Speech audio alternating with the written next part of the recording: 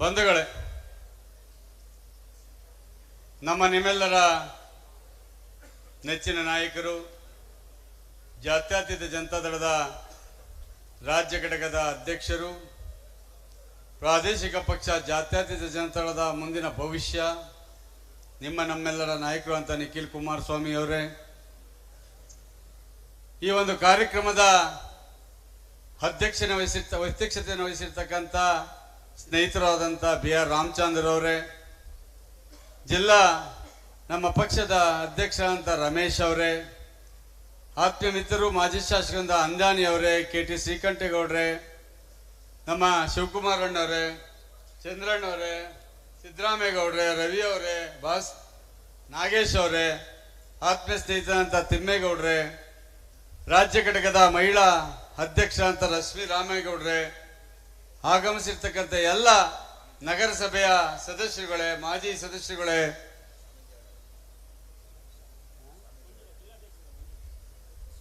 ನಮ್ಮ ಜಿಲ್ಲಾಧ್ಯಕ್ಷರೇ, ವೇದಿಕೆ ಮೇಲಿರ್ತಕ್ಕಂಥ, ದಯವಿಟ್ಟು ಯಾರು ತಪ್ಪು ತಿಳ್ಕೊಬೇಡಿ, ಹೆಸರುಗಳು ಸ್ವಲ್ಪ ಕಷ್ಟ ಆಗ್ತದೆ. ವೇದಿಕೆ ಮೇಲಿರ್ತಕ್ಕಂಥ ಎಲ್ಲ ನಮ್ಮ ಪಕ್ಷದ ಮುಖಂಡರೇ, ಎಲ್ಲದಕ್ಕಿಂತ ಹೆಚ್ಚಾಗಿ ಬೃಹತ್ ಸಂಖ್ಯೆಯಲ್ಲಿ ಬಂದಿರತಕ್ಕಂಥ ನಮ್ಮ ಪಕ್ಷದ ಕಟ್ಟಾಳುಗಳೇ, ನೀವು ಇವತ್ತು ನಮ್ಮ ರಾಷ್ಟ್ರೀಯ ಅಧ್ಯಕ್ಷರು ಆದೇಶದ ಮೇರೆಗೆ ನಮ್ಮ ಪಕ್ಷವನ್ನ ಬಲಪಡಿಸಬೇಕು ಅಂತೇಳಿ ಪ್ರಾದೇಶಿಕತ್ವವನ್ನು ಉಳಿಸ್ಕೋಬೇಕು, ಒಂದು ಪ್ರಾದೇಶಿಕ ಪಕ್ಷವನ್ನು ಉಳಿಸ್ಕೋಬೇಕು ಅಂತೇಳಿ ಈ ಒಂದು ಡಿಜಿಟಲ್ ಸದಸ್ಯತ್ವದ ನೋಂದಣಿಯನ್ನ ಅಭಿಯಾನವನ್ನ ಈಗಾಗಲೇ ನಿಖಿಲ್ ಕುಮಾರಸ್ವಾಮಿ ಅವರು ಸುಮಾರು 58 ದಿವಸಗಳ ಕಾಲ ಇಡೀ ರಾಜ್ಯಾದ್ಯಂತ ಇವತ್ತು ಕೆಲಸವನ್ನ ಮಾಡ್ತಾ ಇದ್ದಾರೆ.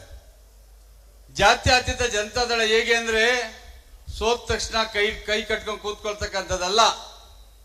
3 ಬಾರಿ ಸೋಲಾದರೂ ಸಹ ನಾನು ಪಕ್ಷವನ್ನ ಕಟ್ಟಿ ತೋರಿಸ್ತೀನಿ ಅಂತ ಬಂದಿದ್ದಾರ ನಿಖಿಲ್ ಸ್ವಾಮಿ ಅವರು. ಅವರಿಗೆ ಈ ರಾಜ್ಯದ ಜನತೆ ಇವತ್ತು ಆಶೀರ್ವಾದವನ್ನ ಮಾಡಬೇಕಾಗ್ತದೆ. ನಾವೆಲ್ಲ ಪಕ್ಷದ ಮುಖಂಡರು ಒಗ್ಗಟ್ಟಾಗಿ ಅವರ ಬೆನ್ನೆಲುಬಿಗೆ ನಿಲ್ಲಬೇಕಾಗ್ತದೆ. ನಾವು ಈಗಾಗಲೇ ಅಂದಾನಿಯವರು ಹೇಳಿದಾಗೆ 2028 ಚುನಾವಣೆಯಲ್ಲಿ 7ಕ್ಕೆ 7 ಕ್ಷೇತ್ರಗಳನ್ನ ನಾವು ಪ್ರತಿಷ್ಠಾಪಿಸಲೇಬೇಕಾದ ಅನಿವಾರ್ಯತೆ ನಮ್ಮ ಮುಂದೆ ಬಂದಿದೆ. ಇವತ್ತು ಕಾಂಗ್ರೆಸ್ ಸರ್ಕಾರ ರಾಜ್ಯದಲ್ಲಿ ಆಡಳಿತ ಮಾಡ್ತಾ ಇದೆ. ಮಂಡ್ಯದಲ್ಲಂತೂ ಒಂದು 3-4 ಜನ ಲಾಟ್ರಿ MLAಗಳು ಬಂದ್ಬಿಟ್ಟವ್ರು. ಇದು ಯಾಕೆ ವಿಷಯವನ್ನ ಹೇಳ್ತಾ ಇದೀವಿ ಅಂದ್ರೆ ನಂದಾನಿ ಅವ್ರಿಗೆ ತಾನೇ ನನ್ನ ಸ್ನೇಹಿತರು ಮಾತು ಹೇಳಿದ್ರು. ಅವರು ಇಲ್ಲಿರ್ತಕ್ಕಂಥ ಮುಖಂಡರುಗಳು ಯಾವ ರೀತಿ ಮಾಡ್ತಾ ಇದ್ದಾರೆ, ಯಾವ ರೀತಿ ಒಂದು ನಪುಂಸಕ್ತವನ್ನು ಹೊಂದಿರತಕ್ಕಂಥ ವ್ಯಕ್ತಿಗಳಾಗಿದ್ದಾರೆ ಅಂತಕ್ಕಂಥನ್ನ ಈಗ ತಾನೇ ಎಲ್ಲ ಹೇಳ್ತಾ ಇದೆ. ಇವತ್ತು ಈ ದೇಶದ ಪ್ರಧಾನಮಂತ್ರಿಗೆ ಯಾರಾದ್ರೂ ಅವಮಾನ ಮಾಡಿದ್ರೆ ಅದು ಈ ದೇಶಕ್ಕಾದ ಅವಮಾನ. ಈ ರಾಜ್ಯದ ಮುಖ್ಯಮಂತ್ರಿಗೆ ಯಾರಾದ್ರೂ ಕಪಾಳ ಮೋಕ್ಷ ಮಾಡಿದ್ರೆ ಈ ರಾಜ್ಯಕ್ಕೆ ಆದ ಕಪಾಳ ಮೋಕ್ಷ. ಈ ಜಿಲ್ಲಾ ಮಂತ್ರಿಗೆ ಕಪಾಳ ಮೋಕ್ಷ ಮಾಡಿದ್ರೆ ಏನಾಗ್ತದೆ? ಮಂಡ್ಯ ಜಿಲ್ಲೆಗೆ ಅವಮಾನ, ನಮ್ಮ ತಾಲೂಕಿಗೆ ಇನ್ನೂ ಅವಮಾನ. ಅಂತ ಕೆಟ್ಟ ವ್ಯಕ್ತಿಗಳನ್ನ ಇವತ್ತು ಪ್ರತಿಷ್ಠಾಪನೆ ಮಾಡಿಬಿಟ್ಟಿದ್ದಾರೆ.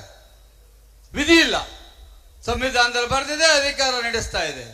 ಎಲ್ಲೆಲ್ಲಿ ನೋಡಿ ಜಿಲ್ಲೆಯಲ್ಲಿ ದುಂದಾವೃತ್ತಿಗೆ, ಲಂಚ ಕುಳಿತನ, ನಮ್ಮ ಪಕ್ಷದವ್ರನ್ನ ಬಗ್ಗ ಬಡಿಯೋದೇ ಅವರ ಏಕೈಕ ಕಾರ್ಯಕ್ರಮ ಅಂತಕ್ಕಂಥ ಕೆಲಸವನ್ನ ಎಲ್ಲ ಶಾಸಕರುಗಳು ಮಂತ್ರಿ ಸಮೇತ ಸೇರ್ಕೊಂಡು ಮಾಡ್ತಾ ಇರ್ತಕ್ಕಂಥದ್ದು ನಾವು ನೋಡ್ತಾ ಇದ್ದೀವಿ. ಹಂತದಲ್ಲೂ ಪ್ರತಿ ಸ್ಟೇಷನ್ ಅಲ್ಲೂ ಏಜೆಂಟ್ಗಳು, ಪ್ರತಿ ತಾಲೂಕ್ ಪಂಚಾಯತಿಯಲ್ಲೂ ಏಜೆಂಟ್ಗಳು, ನೀವು ಆ ಜಿಯಾಲಜಿಸ್ಟ್ ಆಫೀಸ್ಗೆ ಹೋಗ್ಬಿಟ್ರೆ, ಗಣಿಗಾರಿಕೆ ಆಫೀಸ್ಗೆ ಹೋಗ್ಬಿಟ್ರಂತೂ ಅದು ಹೇಳಿಕ್ಕೆ ಅವ್ರು ಯಾವ ಜೈಲಿಗೆ ಹೋಗ್ತಾರೋ ಅಧಿಕಾರಿಗಳು ನಮ್ಗೆ ಗೊತ್ತಿಲ್ಲ. ಯಾರಾದ್ರೂ ನಮ್ಮ ಪಕ್ಷದ ಮುಖಂಡರುಗಳು ಫೈಲ್ ಇದ್ರೆ ಎತ್ತು ಪಕ್ಕಕ್ಕೆ ಇಡ್ತಾರೆ. ಯಾರು ಇಡಿಗಂಟ ಕೊಡ್ತಾರೆ ಅಥವಾ ಅವ್ರ ಪಕ್ಷರಿದ್ರೆ ಅದಕ್ಕೆ ಇಲ್ಲಿಗಲ್ ಆಗಿದ್ರು ಮಾಡಿಕೊಡ್ತಕ್ಕಂಥ ಕೆಲಸವನ್ನ ಮಾಡ್ತಾ ಇದ್ದಾರೆ. ಇವತ್ತು ಹೇಳ್ತಾರ ಪುಣ್ಯಾತವರು ಕುಮಾರಸ್ವಾಮಿ ಅವರು ಏನ್ ಮಾಡಿದಾರ್ರಿ ಗೆದ್ದು 1 ವರ್ಷ ಆಯ್ತಕ್ಕಂಥದ್ನ. ಇವತ್ತು ಕುಮಾರಸ್ವಾಮಿ ಅವರು ಈ ರಾಜ್ಯಕ್ಕೆ ರಾಮಲಿಂಗಾರೆಡ್ಡಿ ಅವರು ಹೋಗಿ ಕೈ ಮುಗಿ ಕೇಳ್ಕೊಂಡ್ರು, ನಮ್ಗೆ ಹೆಚ್ಚಿಗೆ ಸಹಾಯ ಮಾಡಿದ್ರು. ನನ್ನ ರಾಜ್ಯ, ನನ್ನ ಮುಖ್ಯಮಂತ್ರಿ ಮಾಡಿದ ರಾಜ್ಯ ಅಂತ ಹೇಳಿ ಬರ್ತಕ್ಕಂಥ 9,000ದಲ್ಲಿ 4,500 ಬಸ್ಗಳನ್ನ ಕರ್ನಾಟಕಕ್ಕೆ ಕೊಟ್ರು. ಅದನ್ನ ನೋಡಿ ರೇವಂತ್ ರೆಡ್ಡಿ ಅವರು ಕಾಂಗ್ರೆಸ್ ಪಕ್ಷದವರು, ಅವರು ಹೋಗಿ ಕೇಳ್ಕೊಂಡು ಅವರು 2,500 ಬಸ್ ಇಟ್ಕೊಂಡ್ರು. ಚಂದ್ರಬಾಬು ನಾಯ್ಡು ಅವರು ಹೋಗಿ ಕುಮಾರಸ್ವಾಮಿ ಅವ್ರನ್ನ ಬಿಡದೆ ಅವರೇ ಖುದ್ದಾಗಿ ಹೋಗಿ ಅವರು ವೈಜಾಗಲ್ಲಿ ಇರ್ತಕ್ಕಂಥ ಆ ಒಂದು ಕಬ್ಬಿಣ ಕಾರ್ಖಾನೆಯನ್ನ ಪುನರ್ಸ್ಥಾಪನೆ ಮಾಡಿಕೊಂಡ್ರು. ಇವತ್ತು ಭದ್ರಾವತಿ ಕಾರ್ಖಾನೆಯನ್ನ ಓಪನ್ ಮಾಡ್ತೀವಿ ಅಂತ ಹೋದ್ರೆ ಏನ್ ಮಾಡ್ತಾರೆ ಮುಖ್ಯಮಂತ್ರಿಗಳು? ಗಣಿಗಾರಿಕೆಗೆ ಪರ್ಮಿಷನ್ ಕೊಡೋದಿಲ್ಲ ಅಂತಕ್ಕಂಥ ಮಾತನ್ನ ಹೇಳ್ತಾರೆ. ಭದ್ರಾವತಿ VSS ಉತ್ಪಾದನೆ ಸ್ಟಾರ್ಟ್ ಮಾಡಿದ್ರೆ ಇವ್ರಿಗೆ ಏನ್ ಕಷ್ಟ? ಕುಮಾರಸ್ವಾಮಿ ಅವರಿಗೆ ಹೆಸರು ಬಂದ್ಬಿಡ್ತದೆ. HMT ಕಾರ್ಖಾನೆಯನ್ನ ಪುನರ್ಸ್ಥಾಪನೆ ಮಾಡಬೇಕು, ಪುನರುಜ್ಜೀವನ ಮಾಡಬೇಕು ಅಂತ ಹೋದ್ರೆ ಅದಕ್ಕೆ ಆ ಲ್ಯಾಂಡ್ ಕಿತ್ಕೊಳ್ತಕ್ಕಂಥ ಕೆಲಸ ಮಾಡಿದೆ. ಯಾವ ರೀತಿ ಕೆಲಸ ಮಾಡಬೇಕು? ಇವತ್ತು ನಮ್ಮ ಸಂವಿಧಾನದಲ್ಲಿ ಹೇಳ್ತದೆ, ನಾವೇನೇ ಅನುದಾನಗಳನ್ನ ಕೇಂದ್ರ ಸರ್ಕಾರ ತಂದು ಕೆಲಸ ಮಾಡೋರು ರಾಜ್ಯ ಸರ್ಕಾರದವರು. ನಾನು ಅಂದಾನಿ ಎಲ್ಲರೂ ಹೋಗಿದ್ದು ಕುಮಾರಣ್ಣ ಅಂತ ಕೂತ್ಕೊಂಡು 1,000 ಕೋಟಿ ನಮ್ಮ ಒಂದೊಂದು ಕ್ಷೇತ್ರಕ್ಕೆ ಬೇಕು, ಕೆಲಸ ಮಾಡ್ಬಿಡ್ಬೇಕು ಅಂತ ಹೋದು. ಕೊನೆಗೆ ಯೋಚನೆ ಮಾಡುದು, ನಾವು 1,000 ಕೋಟಿ ಕೊಟ್ಟು ನಾವು ಈ ಮುಂಡೆ ಮಕ್ಕಳಿಗೆ 10% 100 ಕೋಟಿ ಕಮಿಷನ್ ನಾವೇ ಕೊಡಿಸ್ಬೇಕಲ್ಲಪ್ಪ ಅಂತ ಯೋಚನೆ ಮಾಡಿ ಬಹಳ ಕಷ್ಟದಲ್ಲಿದ್ದೀವಿ ನಾವೀಗ. ಯಾಕೆಂದ್ರೆ ಬುದ್ಧಿ ಪೂಜೆ ಮಾಡಕ್ ಅವ್ರು ಬರ್ತಾರೆ, ಕೇಂದ್ರ ಸರ್ಕಾರದವ್ರು ಒಂದು ಚರಂಡಿ ಮಾಡಂಗಿಲ್ಲ, ಒಂದು ಮುರಿ ಮಾಡಂಗಿಲ್ಲ, ಮತ್ತೊಂದು ಮಾಡಂಗಿಲ್ಲ, ಎಲ್ಲದಕ್ಕೂ ರಾಜ್ಯ ಸರ್ಕಾರದವರೇ ಮಾಡಬೇಕಾಗ್ತದೆ. ನಾವು ಯಾವ ರೀತಿ ಕೆಲಸ ಯೋಜನೆಗಳು ತರಬಹುದು. ಯೋಜನೆಗಳು ತರಬೇಕು ಅಂದ್ರೆ ಸಹಕಾರ ಯಾರು ಕೊಡ್ಬೇಕು? ಭೂಮಿ ಯಾರು ಕೊಡಬೇಕು? ಇವ್ರು ಕೊಡಬೇಕು. ಇವ್ರು ಕೊಡೋದಿಲ್ಲ. ಕಾರಣ ಕುಮಾರಸ್ವಾಮಿಯವರಿಗೆ ಹೆಸರು ಬಂದ್ಬಿಡ್ತದೆ, ದೇವೇಗೌಡರಿಗೆ ಹೆಸರು ಬಂದ್ಬಿಡ್ತದೆ. ಆದ್ರೂ ಸಹ ಇವತ್ತು ಈ ರಾಜ್ಯದ ಜನತೆ ಮೇಲೆ ಅಭಿಮಾನವಿಟ್ಟು ಕೊಬ್ಬರಿ ಬೆಳೆಗಾರರ ಕಷ್ಟಕ್ಕೆ ಸ್ಪಂದಿಸಿದ್ರು, ತಂಬಾಕು ಬೆಳೆಗಾರರ ಕಷ್ಟಕ್ಕೆ ಸ್ಪಂದಿಸಿದ್ರು, ಇವತ್ತು ಮಾವು ಬೆಳೆಗಾರರ ಕಷ್ಟಕ್ಕೆ ಸ್ಪಂದಿಸಿದ್ರು. ಯಾರು ಮಾಡ್ತಾ ಇದಾರೆ? ಇವ್ರ MP ಇಲ್ವಾ ಅಲ್ಲಿ? ಅವ್ರಾಗ ಅದೆಲ್ಲ ಕೆಲಸ ಮಾಡ್ತಾ ಇಲ್ಲ. ಮಾತಾಡ್ತಾರೆ ಕುಮಾರಣ್ಣ ಬರೀ ಅಲ್ಲಿ ಏನಾದ್ರು ಕುಮಾರಸ್ವಾಮಿ ಅವರು ನೋಡಪ್ಪ ಇಂಥ ಕಡೆ ಒಂದು ಭ್ರಷ್ಟಾಚಾರ ಐತೆ ಅಂದ್ರೆ ಒಂದ್ 4-5 ಇದಾವೆ, ಪಟ ಬಂದ್ಬಿಡ್ತವೆ. ಬಾಯಿ ಬಂದ ಸಾಕ್ಷಿ ಕೊಡ್ರಿ. ನಾವ್ ಹೇಳ್ತೇವೆ ವಿರೋಧ ಪಕ್ಷದವ್ರು, ನೋಡಪ್ಪ ಇಂಥ ಇಲಾಖೆಯಲ್ಲಿ ಭ್ರಷ್ಟಾಚಾರ ಆಗಿದೆ, ಎಷ್ಟು ದುಡ್ಡು ಹೊಡೆದಿದ್ದಾರೆ ನೋಡ ಅಂದ್ರೆ ತನಿಖೆ ಮಾಡಿ ಭ್ರಷ್ಟಾಚಾರ ಮಾಡ್ದಲೆ ಸಾಕ್ಷಿ ಕೊಡಿ. ನಮ್ಗತ್ತಲ್ಲಿ ಇರ್ತದೆ ಸಾಕ್ಷಿ.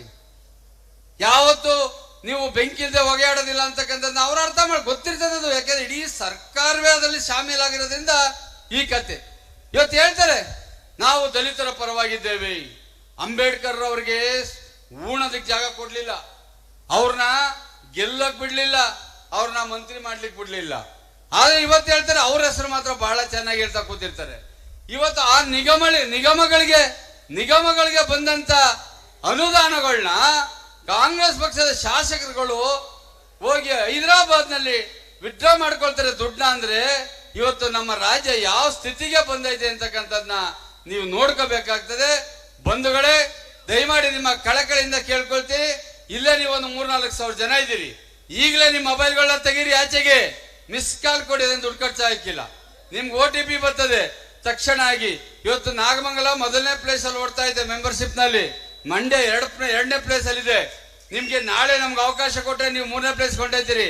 ಯಾಕೆ ನಾಳೆ ನಮ್ಮ ಸಭೆ ಇದೆ, ಸಭೆ ಒಳಗಡೆ ಮಾಡಕ್ ಶುರು ಮಾಡ್ತಾರೆ. ದಯಮಾಡಿ ಇವತ್ತೇ ತೆಗೆದು ನಿಮ್ಮ ಸದಸ್ಯತ್ವ ನೋಂದಣಿಯನ್ನ ಮಾಡ್ಕೋಬೇಕು ಅಂತ ಕಳಕಳಿಯಿಂದ ಕೇಳ್ಕೊಳ್ತೀವಿ. ನಾವೆಲ್ಲ ಸೋತಿದೀವಪ್ಪ, ಅದ್ರಲ್ಲಿ ಅನುಮಾನನೇ ಇಲ್ಲ. ಸಂವಿಧಾನದಲ್ಲಿ ಜನಗಳು ಕೊಟ್ಟ ತೀರ್ಪನ್ನ ನಾವು ಒಪ್ಪಿಕೊಳ್ಳಿ. ಅದು ಎಲ್ಲಿದ್ದೀವಿ? ನಾನಂತೂ ಸೋತು ದಿವಸ ವಾಪಸ್ ಮನೆಗೆ ಹೋಗಿ ಊಟ ಮಾಡ್ಕೊಂಡು 3 ಗಂಟೆಯಿಂದಲೇ ಕಾರ್ಯಕ್ರಮ ಶುರು ಮಾಡಿದೆ. ಅವತ್ತೇ ನಾವೆಲ್ಲ ಓಡೋಗಿಲ್ಲವಲ್ಲ. ಇವರೆಲ್ಲ ಸೋತೋಗಿದ್ದವ್ರು ಏನಾಗಿದ್ರು? ಸೋತವ್ರು 4 ವರ್ಷ ಬರಲೇ ಇಲ್ಲ. 4.25 ವರ್ಷ ಚೆನ್ನಾಗಿ ಇಸ್ಬಿಟ್ ಆಡ್ಕೊಂಡು ಅಲ್ಲಿ ಕೂತಿದ್ದು, ಇಲ್ಲಿ ಬಂದು ಕತೆ ಕಟ್ಕೊಂಡು ಜಾತಿಗಳನ್ನ ಎತ್ಕಟ್ತಾರೆ. ಎತ್ಕಟ್ಟಿ ಆ ಜಾತಿ ನಮ್ ಕಡೆ ಇರ್ಬೇಕು, ಈ ಜಾತಿ ನಮ್ ಕಡೆ ಇರ್ಬೇಕು ಅಂತ ಹೇಳಿ ಏನವನ್ನ ಕತೆ ಒಂದು ಮಾಡ್ಕೊಂಡು ಅಧಿಕಾರವನ್ನು ಹಿಡಿತಕ್ಕಂಥ ಕೆಲಸ ಮಾಡ್ತಾರೆ. ಯೋಚನೆ ಮಾಡಿ, ಮಂಡ್ಯ ಜಿಲ್ಲೆ ಜನತೆ ಯಾಕೆ ಕಾಂಗ್ರೆಸ್ ವೋಟ್ ಹಾಕ್ಬೇಕು? ಏನಂದ್ರು ಕಾಂಗ್ರೆಸ್ನವರು ಮಂಡ್ಯ ಜನಗಳನ್ನ? ಏನಂತ ಕರೆದ್ರು? ನಮ್ಮ ಸ್ವಾಭಿಮಾನ ಇಲ್ವಾ? ಇದನ್ನ ಯೋಚನೆ ಮಾಡ್ಬೇಕಾಗ್ತದೆ ನಾವು. ಅವತ್ ಬಂದು ಪೆನ್ನು ಪೇಪರ್ ಕೊಡಿ ಅಂದರು, ಇವತ್ತು ಪೆನ್ನು ಪೇಪರ್ ಏನಂತ ಬರ್ದವ್ರೆ? ಇದು ನೀವು ಅರ್ಥ ಮಾಡ್ಕೋಬೇಕಾಗ್ತದೆ, ಇದನ್ನು ಪ್ರಚಾರ ಕೊಡ್ಬೇಕಾಗ್ತದೆ. ಯಾವುದೇ ಕಾರಣಕ್ಕೆ 2028ಕ್ಕೆ ರಾಮಚಂದ್ರ 1.5 ಸಾವಿರದ ಸೋತವನೆ, ನನ್ನ 1800 ಓಟ್ ಬಂದ್ರೆ ನಾನು ಗೆಲ್ತಾ ಇದ್ದೆ.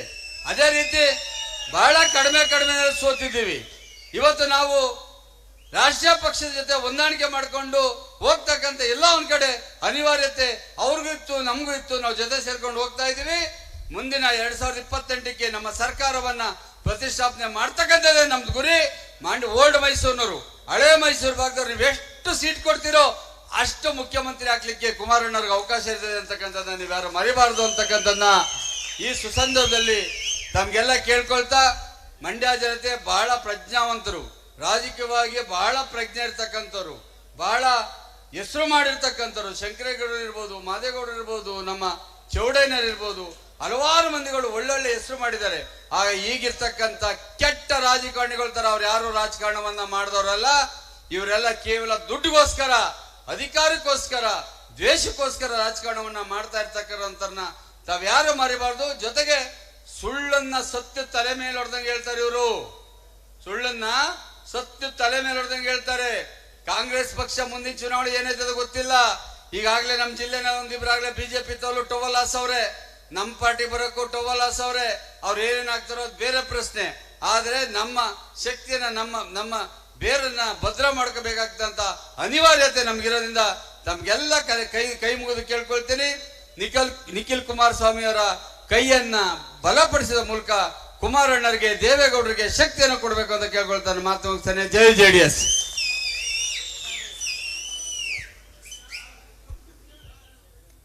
ನಾಗಮಂಗಲದ ಜನಪ್ರಿಯ ನಾಯಕರೆಂದೇ ಇಂದಿಗೂ ಜನರ ಮನಸ್ಸಿನಲ್ಲಿ ಚಿರಸ್ಥಾಯಿಯಾಗಿರುವಂತಹ ಶ್ರೀ ಸುರೇಶ್ ಗೌಡರವರಿಗೆ ಎಲ್ಲರ ಪರವಾಗಿ ಧನ್ಯವಾದಗಳು. ಇದೀಗ ದಕ್ಷತೆಯನ್ನು ಮೈಗೂಡಿಸಿಕೊಂಡಿರುವ ಮನ್ಮುಲ್ನ ಮಾಜಿ ಅಧ್ಯಕ್ಷರು, ಮಂಡ್ಯ ವಿಧಾನಸಭಾ ಕ್ಷೇತ್ರ JDSನ ಮುಖಂಡರು ಆಗಿರುವ BR ರಾಮಚಂದ್ರರವರು ಎಲ್ಲರನ್ನೂ ಕುರಿತು ಮಾತನಾಡಲಿದ್ದಾರೆ.